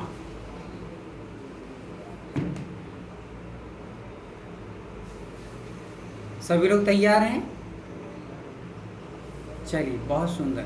आपके अंदर आपकी बिल्कुल इमोशन, जो आपकी चेहरे की एज है, आपकी चमक है, आपकी आंखों के तेज, आपके एक्टिंग है, एक्शन है, सारी चीज़ों में ऐसा लगना चाहिए अब हम बहुत बड़े यूनिक हो चुके हैं और सबसे हटे हो चुके हैं। ये आपकी वर्गणाएं बहुत बड़ा काम करती हैं, समझ लीजिए। जो भी बुद्धू लोग हैं, जो ये समझते हैं कि नहीं इनसे कुछ नहीं होता है जीवन में, उनको कुछ नहीं हो सकता। जो कुछ नहीं कर पाते हैं, क्या कहा, जो कुछ नहीं कर पाते हैं वे दूसरों की बुराई करते हैं। जिनको कुछ काम नहीं है करने को, क्या करते हैं, दूसरों की बुराई करते हैं। और जिनको अपने काम हैं उनको दूसरों की बुराई करने टाइम नहीं है। इसलिए जब आपसे व्यक्ति जलने लगे, जब आपसे व्यक्ति बुराई करने लगे, जब आपकी व्यक्ति निंदा करने लगे, तो आपको टेंशन लेने की ज़रूरत नहीं। क्या नहीं है? फिर टेंशन लेने की ज़रूरत नहीं है। क्यों? क्योंकि सामने वाला आपको देखकर टेंशन ले रहा है, आप टेंशन मत लो। टेंशन किसको हो रही है? निंदा बुराई वे ही करते हैं जब आपकी बराबरी जो नहीं कर सकता है वो बुराई करता है। क्या करता है? जो आपकी बराबरी नहीं कर पाता वो अपनी बुराई करता है। इसलिए टेंशन नहीं लेना है आपको कि सामने वाला बुराई कर रहा है, तो आप समझ जाइए कि अब इसकी सामर्थ्य नहीं है मेरी बराबरी करने की। इसलिए अस्तिता दीदी क्या हो रहा है? आशिता दीदी क्या चल रहा है? जो अपनी बराबरी नहीं कर पाता वो अपनी बुराई करता है। इसलिए सामने वाला जब आपकी बुराई, ऐसा कार्य करना है कि सामने वाला बुराई करने को मजबूर हो जाए। और जिस दिन आपकी बुराई होने लगे, समझ लेना कि आप टॉप पर हैं। टॉप पर किस पर हैं? टॉप पर। और फिर आपको खिलखिलाना है, मुस्कुराना है कि भाई देखो ये हुई बात, ये हुई बात कि सामने वाला अब बराबरी नहीं कर पा रहा है, इसलिए टेंशन में है। अपन को टेंशन नहीं लेना। वे लोग ना समझ हैं जो दूसरों की बुराई करने पर, अगर कोई हमारी बुराई कर रहा हो और उसकी बुराई सुनकर के आप टेंशन लेते हैं, तो ये आपकी ना समझे। जब तक आपकी बुराई ना करें तब तक आप सही मंजिल पे नहीं पहुंचे। तब तक आपने अच्छाइयों का झूठना ही नहीं है। जिस दिन आपकी बुराई होने लगे आप समझ लेना कि ये है शेर का बच्चा। किसका बच्चा? ये शेर का बच्चा। समझ में आ रहा है ना? और शेर का बच्चा एक ही अच्छा। कितना अच्छा? शेर का बच्चा एक ही अच्छा। बहुत सारे शेर के 10-25 बच्चे नहीं होते हैं। शेर का एक ही बच्चा पूरी रात का डॉन होता है। डॉन क्या होता है? डॉन। वैसे ही हमें क्या बनना है? Don. I am don, I am boss, I am unique. ये सारी चीजें आपके अंदर आना चाहिए। अब आपको बुराइयों से नहीं डरना है, दूसरा क्या कह रहा है, कैसा कर रहा है, ये टेंशन लेने की नहीं है। हाँ, जिनकी जितनी बुराई होती है वे उतने ही ऊपर हैं। क्या है? ऊपर हैं। इसलिए बुराई करने वालों को पैदा करो। एक बात और यहाँ लिखने लायक है कि बुराई करने वाले जितनी आपकी प्रभावना करते, मतलब देश विदेशों में नाम पहुंचाते हैं, उतने आपके समर्थक नहीं कर सकते। समझ आ रहा है आपको? बुराई करने वाले जितना आपका नाम देश विदेशों तक पहुंचा सकते हैं, उतना आपकी प्रशंसा नहीं कर सकते। इसलिए बुराई करने वालों से डरिए मत, उनको तो निंदक नीरे राखिए, आंगन कुटी छवाए, ऐसा कहा। इसलिए निंदकों को विशेष रूप से याद करिए। भाई साहब आप कब आ रहे हैं हमारे घर पे? 2-4 बुराई और देख के जाइए, ताकि आप हमारी और सब जगह कह करके लोग नाम जानने लगे, पहचानने लगे कि हम भी क्या चीज़ हैं। ठीक है, चलिए। तो आज हम लोग थोड़ा सा चर्चा करेंगे, और आज से अपन लोग की ये शुरुआत हुई है हंसते मुस्कुराते हुए, यूनिक और पावरफुल बन करके। डेली हम लोग थोड़ा थोड़ा 5-5-10 मिनट का पहले ध्यान करेंगे। ध्यान मतलब कि नई नई टेक्निक सीखेंगे जो हमारे माइंड को पावरफुल बनाएगा। पूरे अपने बाहर की जो बुराइयाँ मतलब नेगेटिविटी हमारे अंदर प्रवेश कर चुकी है, वे सारी नेगेटिविटी धीरे धीरे धीरे करके हमारी पूर्णतः क्लोज हो जाना है। और हम एक बहुत सुंदर स्टेज पर आकर के बैठेंगे जब आपको लगेगा कि वास्तव में आज तक हमने जितने कोर्स किए हैं, जितनी सारी चीज़ें सीखी हैं, इसके सामने वे एकमात्र रद्दी के पुलंदे हैं। क्या हैं? रद्दी की एकमात्र पुलंदे हैं। जीवन जीने की टेक्निक तो अब समझ में आई। जीवन जीने की टेक्निक तो अब समझ में आई है कि हमें किस प्रकार से रहना चाहिए, क्या एंजॉय से रहना चाहिए। दूसरे को छाया वही दे सकता है जो अपने पेड़ों को छाया दे सके। समझ में आ रहा है? इसलिए हंसी मुस्कुराती चेहरे दूसरों को हंसना सिखा सकते हैं। मान लीजिए जैसे यहाँ पर टीचर कौन है? टीचर एक बार मुझे थम्स अप हैंड्स करके बताएं, टीचर है यहाँ पर पढ़ाने वाला जो पढ़ाता हो कोई? चलिए, हमारे पीसी जैन साहब टीचर हैं। देखिए अब मैं आपको बता दूं, यदि आप टीचर हैं, कोई डॉक्टर भी हैं यहाँ पर, मिताजी बेटी डॉक्टर हैं, और भी आप लोग कुछ ना कोई पोस्ट पर होंगे। यदि नहीं है कुछ भी तो माता पिता होंगे, बहन भाई होंगे, कुछ तो होंगे। तो यदि आप मान लीजिए डॉक्टर हैं, डॉक्टर यदि क्लिनिक जा रहा है और सामने मरीज लोग उसका इंतजार कर रहे हैं, यदि डॉक्टर जैसे क्लिनिक में पहुंचा और 4-5-10 मरीज बैठे हुए हैं, आप रियलिटी बताना कि यदि डॉक्टर मुस्कुराती हुई अंदर प्रवेश करता है तो मरीज लोग मुस्कुरा करके उसका अभिवादन करते हैं कि रो कर के? कैसे करते हैं? कैसे करते हैं? मुस्कुरा करके करते हैं, है ना? यदि टीचर कोई है और क्लास में जा रहा है, कक्ष में प्रवेश कर रहा है, बच्चे सारे स्टूडेंट बैठे हुए हैं, और जैसे ही वो प्रवेश करता है, प्रवेश यदि मुस्कुराते हुए जा रहा है, उस मुस्कुरा करके बच्चों को देखता है, तो बच्चे भी कैसे अभिवादन करेंगे? मुस्कुरा कर करेंगे। और यदि मान लीजिए आप डॉक्टर हैं और जो मरीज बैठे हुए हैं, मरीजों के सामने आप मुंह बना करके जाएंगे तो भी बेचारे मुंह वैसे ही तो बना ही था और मर जाएंगे, क्योंकि डॉक्टर तो पहले से यदि मरीज हैं, हम हमें क्या स्वस्थ करेंगे। इसलिए डॉक्टरों को ये विशेष ध्यान रखना है, टीचरों को ये विशेष ध्यान रखना है, माता पिता को ये विशेष ध्यान रखना है, जो भी पोस्ट पर आप है इसको विशेष ध्यान रखना है कि आपके सहारे जो बैठे हुए, क्या बैठे हैं? आपके सहारे, मतलब आपको एक बहुत अच्छा समझते हैं और आपके माध्यम से वो कुछ प्राप्त करने आए हैं। तो सबसे बड़ी चीज आपके अंदर ये होना चाहिए कि यदि आप डॉक्टर हैं तो आप मुस्कुरा कर जैसे ही जाएंगे तो मरीज की आधी हालत तो आपकी मुस्कुराहट देख करके ठीक हो जाए। भाई डॉक्टर बहुत पॉजिटिव है और हमारा बहुत भला करेगा।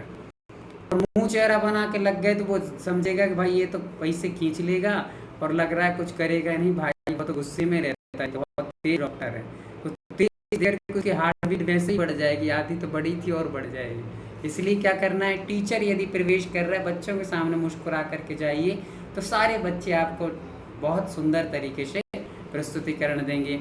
वैसे ही माता पिता हैं, बच्चे घर में प्रवेश कर रहे हैं, जैसे पूजन करके आप गए और पूजन करके आप यदि घर पहुंच रहे हैं, बच्चे अभी लेटे हैं, बच्चों ने आपको देखा आते हुए और आप मुंह बना करके मंदिर से गए हैं, तो बच्चे कहेंगे कि भाई मंदिर में तो मुंह बना करके आते हैं लोग, इससे अच्छा है कि हम घर में बैठ के एक टीवी का अपनी कोई रील देख लेंगे, उससे ही मुस्कुरा लेंगे। भगवान के पास जाने से तो गुस्सा मिलता है, मुंह बना कर आते माता पिता।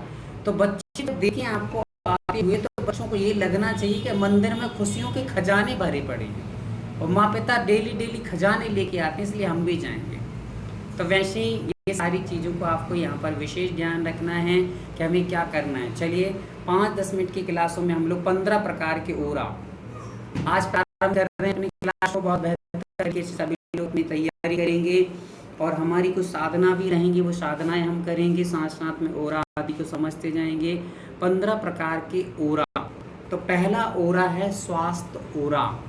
पहला नाम लिखेंगे स्वास्थ्य ओरा।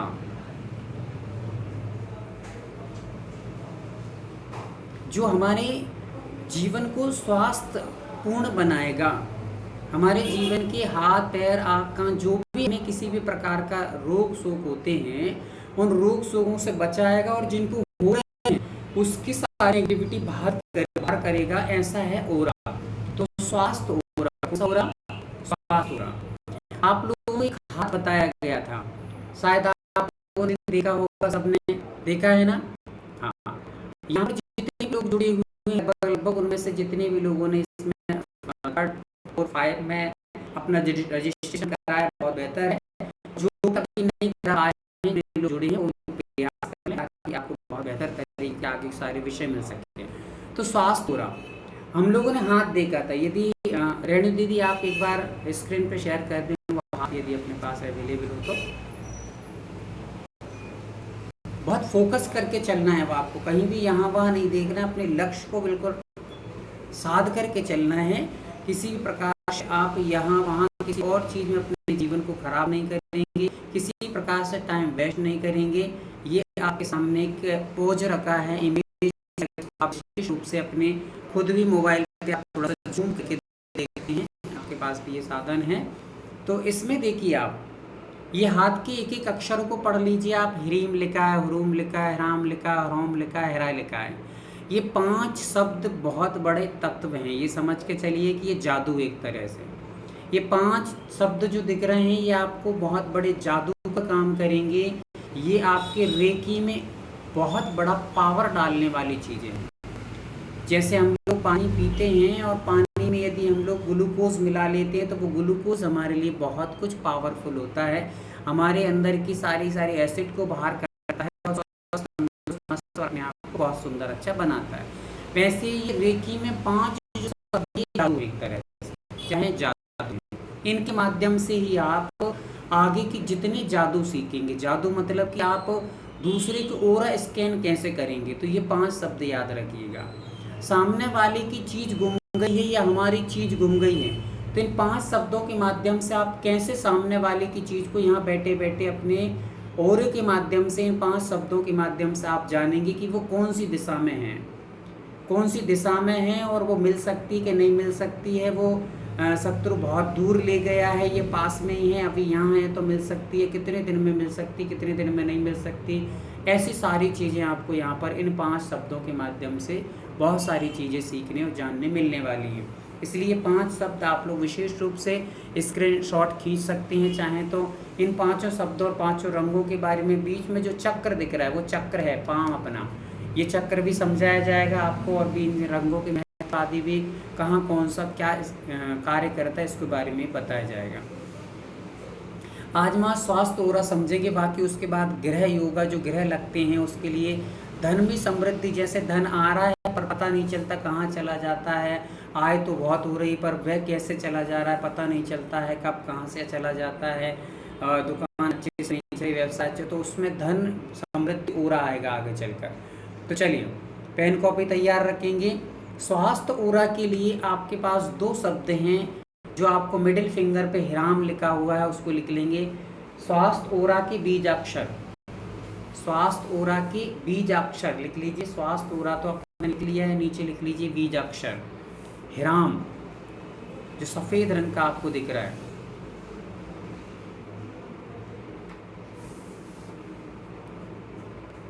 और हुरूम, हुरूम उसके बाजू में पीले रंग में जो दिख रहा है,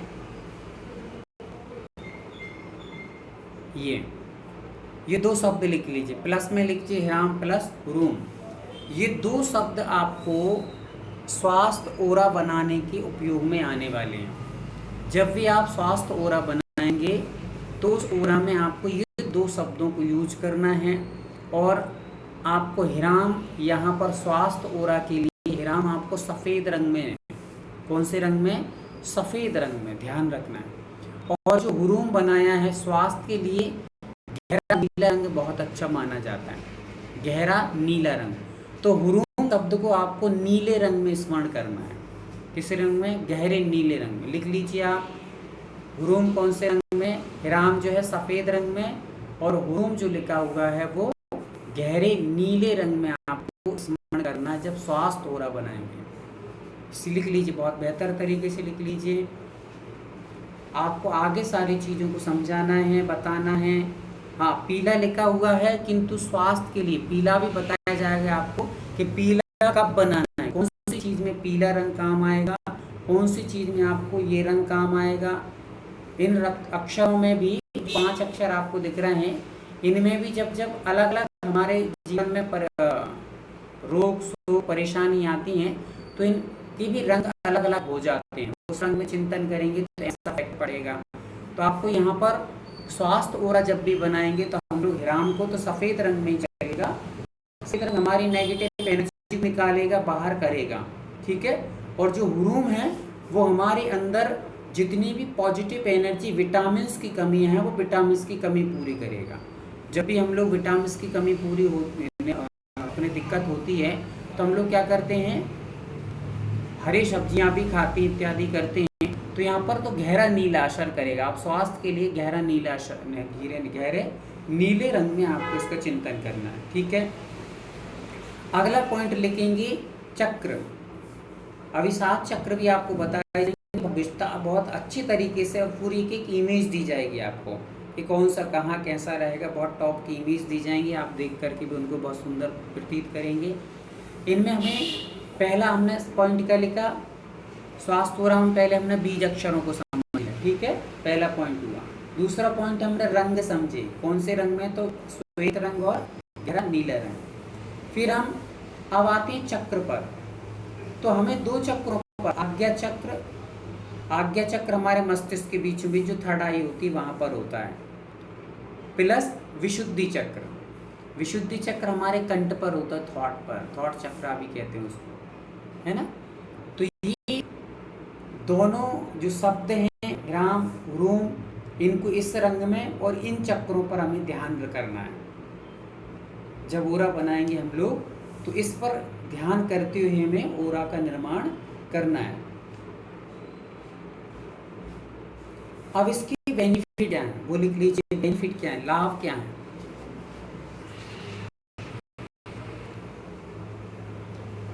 तो लाभ में पहला तो होता है रोग प्रतिरोधक, अपन समझ ही रहे हैं, रोगों को निवारण करता है।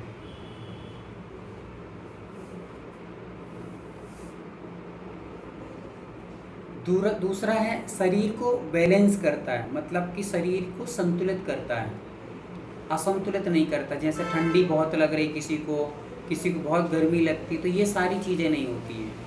न ज़्यादा ठंडी लगेगी न गर्मी लगेगी, व्यवस्थित आपको मैनेज करके रखेगा, वो संतुलित करके रखेगा। तीसरा पॉइंट है दर्द निवारक, दर्दों को निवारण करता है।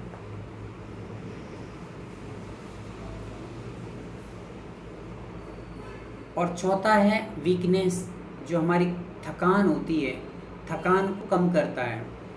बहुत जल्दी थक जाते हैं हम लोग, थोड़ा सा काम कर लिया तो हम लोग थक गए हैं, तो ये सारी चीज़ों में आपको विशेष रूप से ये असर करे, मतलब इससे प्रभाव होने वाला है, इससे बेनिफिट होने वाले हैं।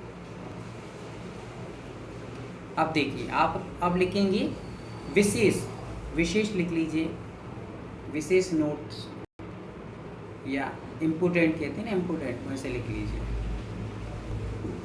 जब भी कभी बीमारी हो जाए, कोई भी विशेष आपको बीमारी हो रही, सर्दी हो गई है, खांसी हो गई है, या कोई भी और भी प्रॉब्लम है, या कमजोरी की स्थिति आ जाए, तो उस समय रोज़ सुबह 15 मिनट आपको इन दोनों हिराम और हुरूम, जो रंग बताएं उन पर और जो चक्र बताएं उन पर ध्यान करने से आपकी बीमारी बहुत जल्दी क्लोज हो जाएगी और कमजोरी आपकी दूर हो जाएगी। ये विशेष नोट्स लिखिए, इम्पोर्टेंट। कमजोरी और बीमारी पर क्या करना है, 15 मिनट आपको सुबह उठ करके इन 2 अक्षरों का विशेष रूप से उन रंगों के साथ में और चक्रों के साथ में आपको ध्यान करना है।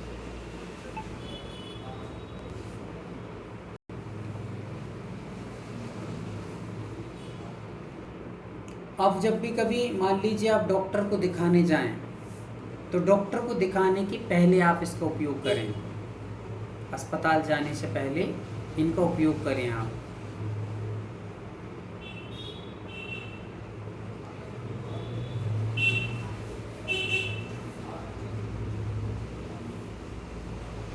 ठीक है। अब जब कभी आप किसी रोगी को देखेंगे, मान लीजिए आप लोग एक डॉक्टर बन रहे समझ के चलिए, तो आप जब कभी किसी को हील करेंगे, उसको उपचार करेंगे, तो उपचार करने के बाद आपको अपने आभा को शुद्ध करने के लिए भी ये दो बीज अक्षरों का उपयोग कर लेना है। जब भी आपके अंदर नेगेटिव एनर्जी ना आ जाए और सामने वाले की बैक्टीरिया हमारे अंदर ना आ जाए, उससे बचने के लिए आपको ये राम और हुरूम, ये 2 शब्दों को बोल करके अपने हाथों में रख करके और हमारी नेगेटिव एनर्जी को पूरा क्लोज करना है, अपने हाथों को झड़ा लेना है, ये कार्य करना है, ताकि हमें सामने वाले की किसी प्रकार की बीमारी है, कोई भी चीज़ है, तो ये ध्यान रखना है। अगला लास्ट पॉइंट आपको ये है कि आप लोग कभी भी किसी बीमार से मिलने जाते हो, बीमार व्यक्ति से मिलने जाते हो, जैसे कहीं हम लोग किसी प्रकार का कोई रोगी था, उसकी मृत्यु हो गई, उसके घर बैठने गए हो, या मान लीजिए किसी को कोई प्रॉब्लम हुई है, कोई कैंसर वाला है, उससे आपको मिलने जाना है, आप अपने रिलेशन वाला है तो मिलने जाना ही पड़ता है, रिश्ते वाला है, कोई अपने रिलेशन में लगता है, या पड़ोसी है, आजू बाजू रहता है, या कोई व्यवहारिक है, तो उससे मिलने जा, तो आप उस समय इन 2 अक्षरों को विशेष रूप से पूरा बना करके जाइए, ताकि आपको उस व्यक्ति की बैक्टीरिया आपके अंदर ना पाए, कि ध्यान रखिए, अन्यथा सामने वाले की बैक्टीरिया कभी भी आपको प्रभावित कर सकते हैं।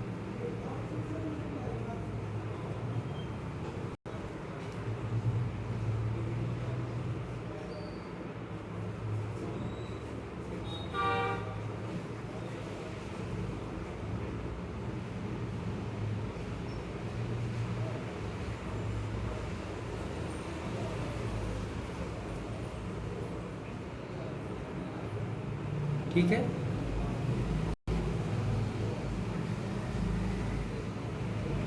चलिए अगला पॉइंट आप समझेंगे कि कभी आप मान लीजिए मरीज के लिए भोजन बना रहे हैं, या आप कभी कोई औषधि खा रहे हैं, औषधि ले रहे हैं किसी भी चीज़ के लिए अपने लिए, आपको बीपी हाई लो होता है, कुछ भी होता है, तो आप अपने सबसे पहले ये हिराम अपने दोनों शब्दों का अपने हाथ पर लिखकर महसूस करें और लिख करके उस पर औषधि रखें, और औषधि को रख करके 3 बार या 9 बार आप उस हिराम इसका उच्चारण करें, दोनों अक्षरों का, और उच्चारण करने के पश्चात फिर आप उसको सेवन करें, तो सेवन से काफ़ी हद तक आपको वो औषधि अपने आप में पॉजिटिव रिजल्ट देगी।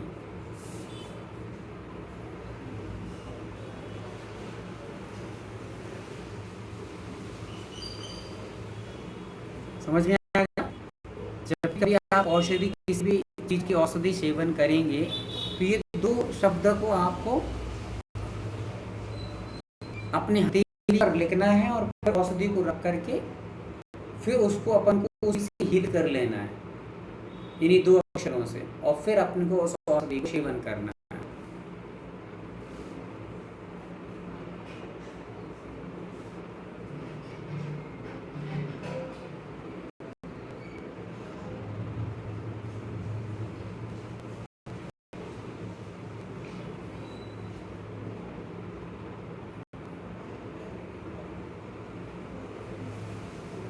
चलिए, तो ये अपना आज का स्वास्थ्य पूरा हुआ है। स्वास्थ्य से संबंधित जो भी कार्य आप करते हैं उसके पहले आपको ये 2 जो शब्द बताए गए हैं, 2 अक्षर दिए हैं, इनका उपयोग आपको हर समय करना है। यदि आप बीमार हैं, किसी प्रकार का भोजन कर रहे हैं, तो आप भोजन को अपने शब्दों को, दोनों शब्दों को महसूस कीजिए अपने हाथ में, और उस हाथ को भोजन रख करके आपको हील करना है कि मेरे इन 2 शब्दों की एनर्जी पूरी मेरे भोजन में प्रवेश कर रही है। वैसे तो आपको एक एक चीज़ का अलग अलग बताया जाएगा, पर आप लोग स्वास्थ्य के लिए ये कार्य करना है, तो उसको लिंक करके, जैसे आप किसी बेड पर सो रहे हैं, मान लीजिए जो मरीज कहीं सोता है आपके आसपास कहीं सो रहा है, तो आप पहले अपने इनके माध्यम से ओरा बना लें, ताकि उस सामने वाले मरीज की, जैसे भाई मान लीजिए आपका बच्चा है, उसको हो गया सर्दी खांसी हो गई है, और आपको उसको छोटा सा बच्चा है तो बाहर तो सुलाओगे नहीं, अलग से सुलाओगे नहीं, तो उस बच्चे को आप लोग करने से पहले अपने आप को पूरा हील कर लें, अपने आप को स्वस्थ ओरा तैयार कर लें, स्वस्थ ओरा, और फिर उसके बाद उस बच्चे को भी उस 2 शब्दों से हील करिए।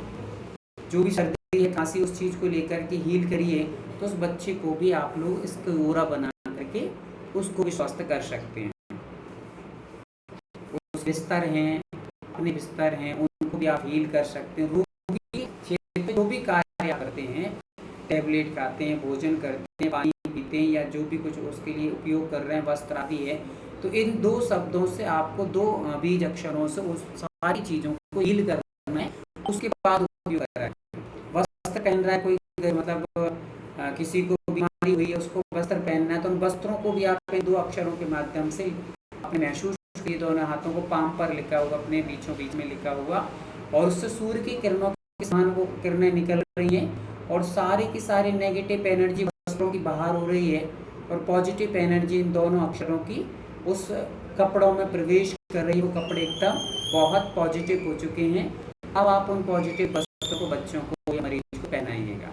वैसे भोजन कर रहे हैं तो सूर्य की किरणों की भांति दोनों अक्षरों से किरणें निकल रही हैं, और किरणें पूरी प्रवेश फील करती, पूरा फील आपको पूरे माइंड से, थर्ड आई से फील करना है उस चीज़ को। किरणें निकल रही हैं, निकल करके उस भोजन में प्रवेश कर रही हैं, भोजन को क्लीन कर रही हैं, और पॉजिटिव एनर्जी उसके अंदर प्रवेश कर चुकी है, एकदम पॉजिटिव हो चुकी हैं। ये रोटियां, ये भोजन, ये बेड, ये बिस्तर, ये कपड़े, ये अपने टैबलेट, ये सारी चीज़ों को आप इसके माध्यम से हील करना है। फिर आप महसूस करेंगे अपने आप में कि वो दवाइयाँ आपको कई अधिक प्रभावशाली हो रही हैं, और जो साइड इफेक्ट उसे किसी प्रकार का कोई साइड इफेक्ट होने वाला था वो भी आपको नहीं होगा, साथ में अन्य कोई अदरवाइज उससे रोग होने वाला वो भी रोग जनरेट नहीं होगा। तो ये चीज़ों को आपको ध्यान रखना है।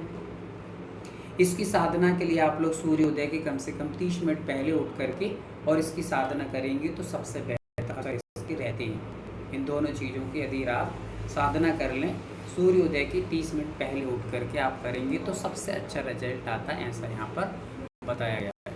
ठीक है, आज के लिए इतना पर्याप्त है, और स्वस्थ ओरा का अभ्यास करें ताकि आपके जीवन में और अच्छे रिजल्ट, अच्छे परिणाम आए। आप शीघ्र ही स्वस्थ होकर के व्यर्थ के पैसे यहाँ वहाँ कमा करके और अंग्रेजी दवाइयाँ खा करके अपने सारे नियमों को भंग करना पड़ता है, क्योंकि आप सब जानते हैं कि यदि आप लोग पूजन करते हैं, आप लोग सामायिक स्वाध्याय प्रतिक्रमण करते हैं, रात में भोजन नहीं करते, बहुत सारे लोग होंगे आलू प्याज नहीं खाते, बहुत सारे लोग भोजन का भोजन नहीं करते, बहुत सारे लोग ऐसे होंगे जो गड़ंत सेवन नहीं करते, इत्यादि इत्यादि।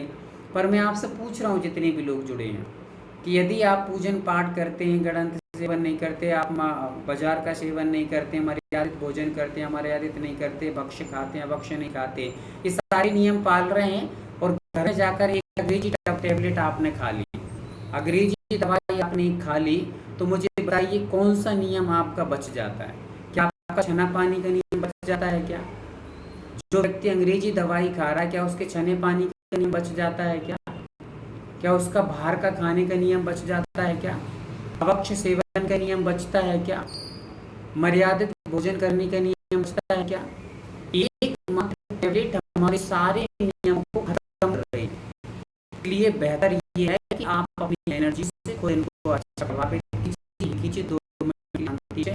और ऐसा होता है इन सारी चीज़ों में, जैसे जैसे आप फील करने लगेंगे, जैसे जैसे आप अपने हाथ में अक्षरों को महसूस करने लगेंगे, तो बहुत ध्यान देने की ज़रूरत नहीं पड़ेगी। आप जैसे ही हाथ करेंगे और आपको एनर्जी निकलती महसूस होगी, और महसूस होकर के आप बस उसको हील करना है। हील करने से पहले आपको हाथों को रब जरूर करना है, ध्यान रखिए, ताकि आपको पाम थोड़े से चार्ज करना कहलाता है। आपने अक्षर लिख लिया और अक्षर करके थोड़ा चार्ज कर लीजिए हाथों को, और चार्ज करके जो गर्माहट निकल रही है वो सूर्य की किरणों की भांति जा रही है। और जैसे सूर्य की किरण आते ही फूल खिल जाते हैं और कीटाणु भाग जाते हैं। होता कि नहीं होता है? सूर्य के प्रकाश में अल्ट्रावायलेट किरणें रहती हैं, जिसके कारण से बैक्टीरिया भाग जाते हैं। और जैसे रात होते अल्ट्रावायलेट किरणें खत्म होने के कारण से बैक्टीरिया अधिक मात्रा में उत्पन्न होते हैं। वैसे ही हमारे हाथों में सूर्य की किरणें जैसी जाएंगी, तो वो किरणों के माध्यम से सारी नेगेटिविटी बाहर होगी, सारे बैक्टीरिया, सारे टिश्यूज जो भी आए हैं, जो भी प्रॉब्लम जनरेट हुई, सारी दूर होगी और नई ऊर्जा के साथ हमारे जीवन की नई शुरुआत होगी। तो ये हमें पूरी बुद्धि, विवेक, साथ में विश्वास करना है। निश्चित तौर से विश्वास से ही सारा आसमान टिका है, और विश्वास से हमारे सारे काम सिद्ध होने वाले हैं। विश्वास के साथ में राख भी खा लो तो अमृत का काम करती है, और यदि आप लोग अमृत भी खा लो बिना विश्वास के, वो भी राख का काम करती है। करती कि नहीं करती है? मुस्कुरा कर ऐसा लग रहा है जैसे मरीज हो गए। आप लोग मरीज नहीं है, मैं आपको ये मत समझिएगा। आप एकदम स्वस्थ हैं, आप बहुत आज से बहुत आप अपने आप को हो चुके हैं, नए संकट, नए